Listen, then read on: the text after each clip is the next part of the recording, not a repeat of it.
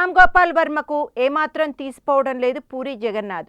అప్పుడెప్పుడో తెలుగులో శివ, క్షణక్షణం, హిందీలో సర్కార్ వంటి సినిమాలు చేసిన వర్మ తరువాత తన కెరియర్లో ఒక హిట్ సినిమా కూడా లేదు.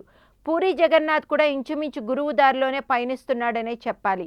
ఎలాగంటే పోకిరి సినిమా తర్వాత వరుసగా హ్యాట్రిక్ ఫ్లాప్లు, జూనియర్ ఎన్టీఆర్ హీరోగా వచ్చిన టెంపర్తో మళ్ళీ గాడిలోకి పడినట్లు కనిపించినా, చార్మీతో తీసిన జ్యోతిలక్ష్మి, మెగా హీరో వరుణ్ తేజ్తో తీసిన లోఫర్ సినిమాలు అట్టర్ ఫ్లాప్గా నిలిచాయి. తాజాగా తారక్ అన్న కళ్యాణ్ రామ్తో ఇజం పేరుతో ఒక సినిమాను తీస్తున్నాడు.